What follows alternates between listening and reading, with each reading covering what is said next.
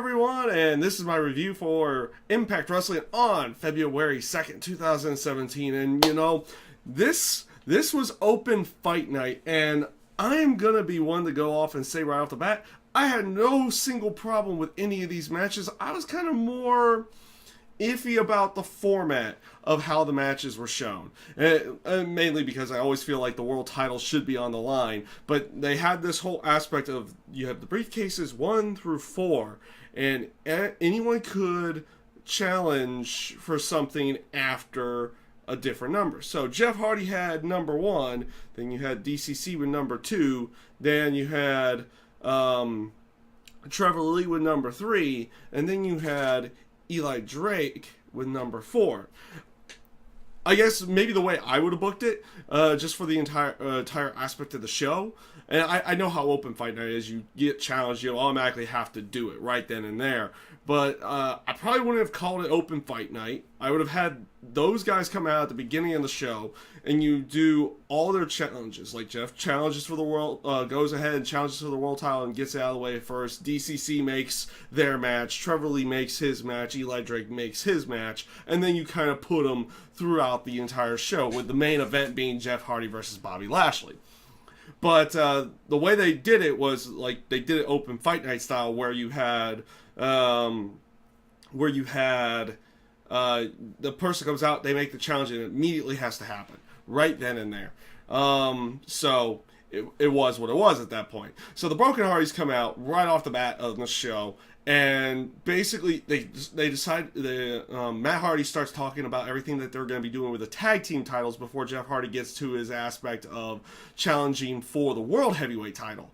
And he even goes off and says that the 7 deities have granted him a teleporter to make sure he can go to get all these different tag team titles and challenge for them and everything in that sense. He even makes a reference to the Young Bucks, the New Day, and the Wyatts, which is probably who the tag team champions in all those areas were when this was made, or when this was probably recorded, to go along with it. But they go off on that one, and then of course Jeff Hardy gets on the mic and challenges Lashley to a match, which Lashley immediately comes out, and again, scratching my head, I don't remember it being different last week, but I recognized it more this weekend. Bobby Lashley had new music, and again, since Anthem has gotten a hold of Impact Wrestling, they seem to have changed like the music mostly in the show, and I'm not the biggest fan of Lashley's music at this time, maybe because I was more used to his other one and I thought it fit him well and everything on that sense. But the challenge was put out there. Lashley comes out. They had the match. I thought they had a good match again, and you see like a different aspect of Jeff Hardy. In some ways, like the announcers kind of played off, is like Jeff Hardy doesn't just do high risk for the most part in his matches just for the sake of high risk. He does it in a more calculated fashion, with the exception at the end when he tries a swanton out to the outside the ring and lands straight on the floor and ends out losing that way to a spear. I thought this was a good match between the two of them. They came off well. The aspect of Jeff having Matt go to the back for the match, so no excuses or anything in that sense, plays off well towards it as to go along with. And like I said, I thought the match was good between the two of them. And Lashley going over in this case is probably the best way of going, because of the whole aspect of him just winning the title the week before. Eddie Edwards comes out, and after the match, he doesn't want to fight Lashley or anything in that sense. He congratulates him, does the typical babyface type of stuff, and then challenges him for his rematch to the World Heavyweight title, which I'm assuming is going to be next week. And that one, they didn't really say right off the bat if it was going to be next week or later on, or later down the road. We'll see how everything plays off there. Of course, Lashley accepts it, but he also goes off the aspect that this is going to be Eddie Edwards' last chance, that after this he doesn't want to see Eddie Edwards again. He even refers to it as sending him back to the kids area with everything in that sense to play off of it. I thought the promo after the match was well delivered between the two of them, and it came off pretty good. And I'll be interested to see when they do the next match to go along. The next match to go along with it. I'm assuming it's next week, but who knows in that one. You do have some backstage segments to really go through here afterwards. After all this, Rosemary and Brandy Rhodes have a backstage segment where basically Rosemary is trying to get Brandy to join Decay. I don't exactly know how or why she's going after Brandy, but then again, that's what they did with Bram as well, and it was kind of weird for a period of time to go along with that. So she's trying to get Brandy to join Decay.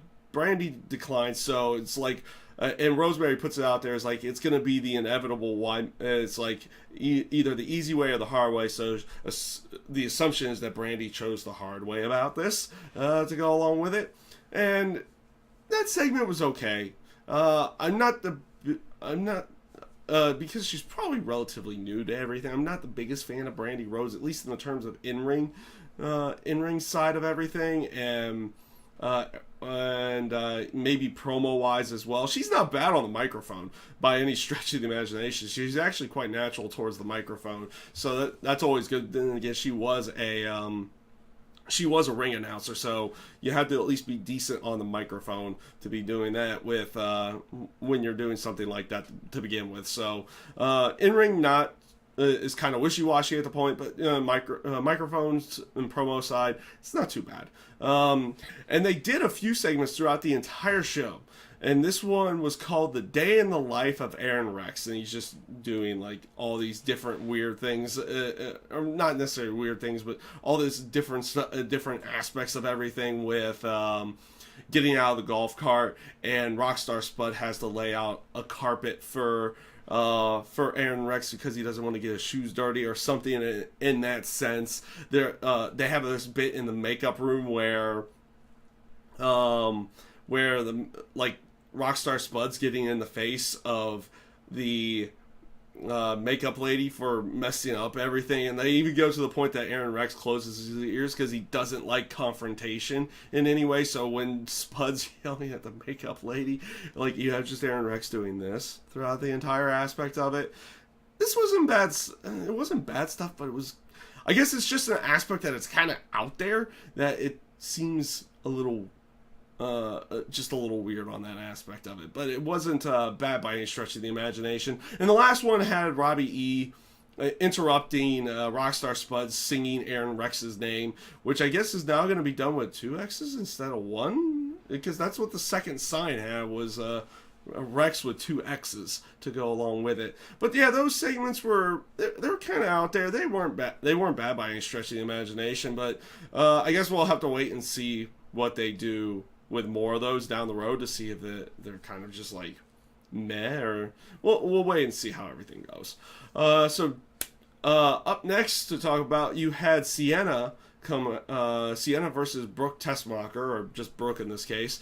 This match was not bad. Sienna goes over in the end. They gave the match an okay amount of time, but it was a decent match, and typical stuff with Maria and everything in that sense, which she also had a backstage segment a little bit later on, which but like I said with the match itself, typical stuff, Maria kind of getting involved whenever the referee was distracted or everything in that sense to help Sienna end up winning the match.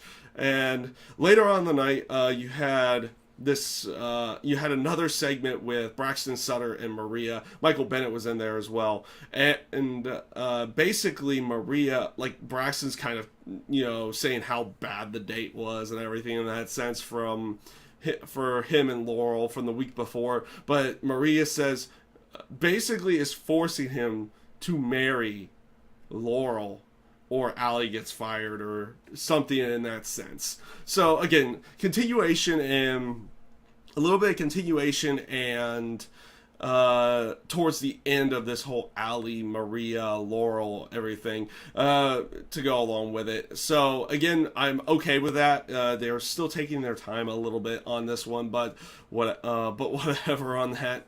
Like I said, it seems like it's finally coming to an end. Which, like I said, it started off fine, but it's kind of dragged on for a little while. You felt like it should have already been over, but they're kind of bringing it to that end now. So I'm kind of okay with the aspects of what they're doing, because they're just telling the story of how they're going to get to the end of this whole bit with Allie and Maria. Up next, DCC comes out, and and they announced this beforehand. They did announce this beforehand, so I give them credit for the announcers actually saying something, even though the wrestlers technically didn't say it. The DCC, like they had made mention, since Jeff was wrestling for the World Heavyweight title and had one of the briefcases, the tag team titles were not allowed to be defended that night. So it was one of those bits like, once one person had their match, they could not have to fight again throughout the entire night. So I actually kind of like how they did explain that throughout the entire thing and everything on that aspect. So what do? They challenged Decay to a Falls Count Anywhere match, and this wasn't a bad hardcore match. I'm not gonna lie. My biggest beef in TNA wrestling is that they do too many gimmick matches on normal TV. Now, in all honesty, that most of the times back when, they would probably save a lot of the gimmick matches for pay-per-view. Back when they were doing a monthly pay-per-view. But they don't do that anymore. So I get why they do them, but it still feels like it's like every week there's a gimmick match, there's a gimmick match, there's a gimmick match, there's a gimmick match. And it does get a little bit taxing, a little bit wearing.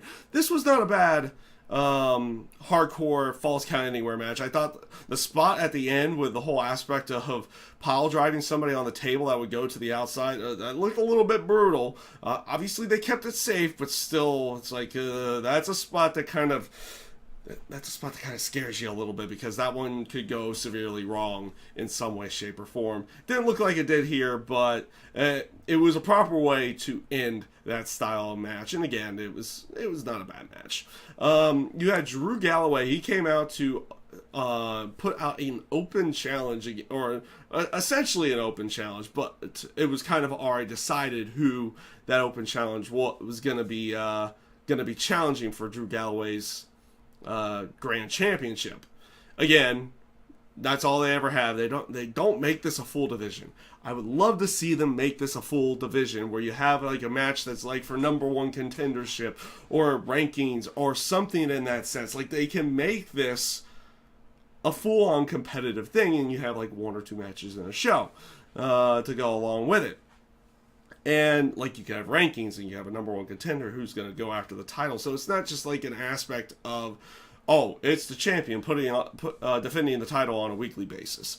Moose confronts him at the beginning, cuts a promo based off of the last two matches with the whole low blow aspect and everything. And this was an aspect that's like, you may feel like that this thing with Moose and Galloway wasn't necessarily over with yet, and that they would be able to continue on with this feud down the road. But before it could be Galloway versus Moose, apparently the person who answered the challenge before he was coming out there was a guy named Rob Risen, which basically Galloway squashed in about 2 minutes. And obviously, I think this was more to have Galloway just have a quick match and continue on the storyline with him and Moose with this whole Grand Championship thing. It wasn't bad.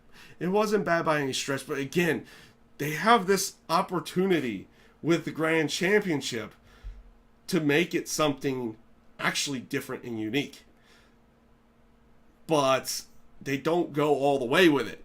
They can make this a whole competitive thing where you can have, like I said before, you have rankings and a number one contender. You don't always have to have the champion, the one fighting with the title on a weekly basis. And I would like to see them go that route with it, but I don't think they ever are. So up next, Trevor Lee comes out, and he had the number 3 case, and challenges DJZ to a ladder match for the X Division title. And this plays off of the story from the week before, where DJZ got his ankle attacked by the Helms Dynasty after the X Division match from the week before. And this was a decent ladder match. They played off the storyline of DJZ having issues throughout the entire match. And eventually Trevor Lee just ends out getting the victory, but they make it still seem like it's a competitive style match in some way. But Trevor Lee ends up getting the victory and becomes the new X Division champion, which actually I'm kind of okay with. When you have a night where you can have titles kind of go up for grabs whenever, it's a good way of potentially getting a title change. And they did what they needed to do there. Like, they've had this whole storyline that DJZ's kind of been banged up and everything, that this would eventually come back and catch him in some way, shape, or form. And that's what kind of the way that they did it. So this leads into what the main event of the night was, though I felt like it should have been the world title match. Eli Drake with the number 4 case. And Eli Drake and Tyrus come out, and Tyrus basically goes off and says, since you guys have been like the big dummies and everything, that you don't get hear Eli Drake talk, that he would actually be the one saying the challenge. And he ends out challenging EC3 to come out and face Eli Drake. And the whole aspect of the storyline was that, like, EC3 had this giant bruise on his, I think, left-hand side of his body, like around the ribcage and everything, from like all the matches that he'd had recently. And that was the storyline of it, is that it was supposed to be like this easy win for Eli Drake. This was the best chance for him to be able to potentially beat EC3 in some way, shape, or form. The match itself was it was a decent match. It told the story throughout the entire time, where you had Eli Drake going after the rib cage and going after the injury throughout the entire match, and it led to eventually EC3 being able to sneak out the victory with a roll-up in some way. After the match, Eli Drake continues the attack on EC3. Tyrus gets in there, and then the DCC show up. Lights go out, DCC's in the middle of the ring, and they make it feel like that they're going to go after Eli Drake and Tyrus initially, but no, they just go after EC3 in the end, and then eventually they take out everybody, kind of going on an aspect that they are the Chaos, that they will go after anyone at any time, and basically just go after whoever they want. And I do kind of like that aspect. And that was the way that they ended the show as well, having them stand tall in the middle of the ring, which is not a bad way for potentially building them in some way. It was just an aspect of the show that felt, like I said, it just felt awkward, because I guess I play off of the whole aspect of the world title should always be the last thing. Like on Raw, the Universal title match was done during the end of the second, beginning of the third hour of Raw. I always feel like that should be the main event of the show in some way. And I guess that's just an aspect. It's like, I always feel like if you have a title match on the show that's big enough for the main event, regardless of which belt it is, that's your main event. In some way, you put the title match at the end, but they kind of did a role reversal, and you had the title match be first, or the world title match be first, and then they go through the rest of the card in some way after that. So like I said, it just felt like it was a little bit weird how they decided to play it off. Overall, this week's Impact, I have no complaints about the matches. Really, the matches were fine. It was just a little bit weird in which way they decided to put the matches on in the terms of the order of everything throughout the entire show. So, with that being said, decent Impact, just a little bit wonky with like how they booked the order of the matches.